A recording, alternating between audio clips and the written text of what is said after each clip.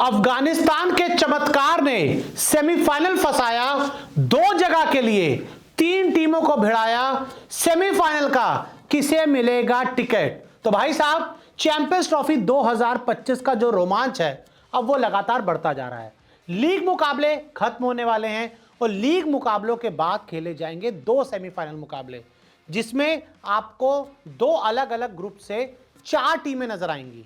Group A से India और New Zealand confirm हो चुकी हैं, लेकिन ग्रुप बी से वो कौन सी 2 टीमें होंगी जो सेमीफाइनल में जाएंगी ये अभी तक तय नहीं हुआ है। इंग्लैंड बाहर हो चुकी है, लेकिन 2 जगह के लिए 3 टीमों में लड़ाई है और इसी ने सभी की टेंशन बढ़ाई है। तो देखिए क्या हुआ है, अफगानिस्तान ने जो मुकाबला जीता इंग्लैंड के खिलाफ, उससे क्या हुआ है, उससे अफगानिस्तान पॉइंट्स टेबल में नंबर 3 पर आ गया है और नंबर 1 पर दक्षिण अफ्रीका है, नंबर 2 पर ऑस्ट्रेलिया है। दक्षिण अफ्रीका की 2 मैचों में 1 जीत, 1 नॉट रिजल्ट और 3 पॉइंट्स हैं। ऑस्ट्रेलिया के 2 मैचों में 1 जीत, 1 नॉट रिजल्ट, 3 पॉइंट्स हैं। अफगानिस्तान के 2 मैचों में 1 जीत, 1 हार, 2 पॉइंट्स हैं। और अब क्या होगा, अब जो आगे मुकाबला खेला जाना है वो खेला जाना है अफगानिस्तान और ऑस्ट्रेलिया के बीच।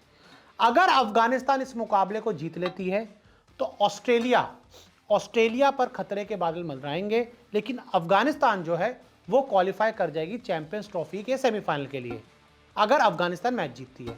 अगर ऑस्ट्रेलिया जीतती है तो ऑस्ट्रेलिया भी डायरेक्ट क्वालिफाई कर जाएगी अगले राउंड के लिए और साथ ही अफगानिस्तान बाहर हो जाएगी। फिर जो साउथ अफ्रीका वर्सेस इंग्लैंड का मुकाबला है इसके कोई मायने नहीं रहेंगे।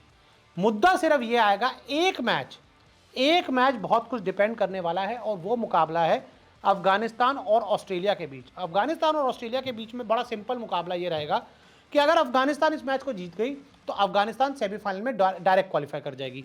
तब क्या होगा, ऑस्ट्रेलिया का जो नेट रन रेट है वो 0.475 है, नेट रन रेट इनका भी अच्छा है, और जो दक्षिण अफ्रीका का नेट रन रेट है +2.140 है। तो ऐसे में क्या होगा, अगर मान लीजिए ऑस्ट्रेलिया इस मैच को हार भी जाती है तब भी जो ऑस्ट्रेलिया है वो बाहर नहीं होगी। तब आपको मुकाबले का इंतजार करना पड़ेगा इंग्लैंड वर्सेस अफ्रीका के मुकाबले का। इसमें अगर इंग्लैंड दक्षिण अफ्रीका को बड़े मार्जिन से हरा देती है, बहुत बड़े मार्जिन से, और ऑस्ट्रेलिया कम मार्जिन से हारती है, तो ऐसे में क्या होगा, दक्षिण अफ्रीका बाहर हो जाएगी और ऑस्ट्रेलिया क्वालिफाई कर जाएगी। लेकिन यहां पर हमें यह देखना होगा कि जो अभी नेट रन रेट का अंतर है वो दक्षिण अफ्रीका और ऑस्ट्रेलिया में बहुत ज़्यादा है।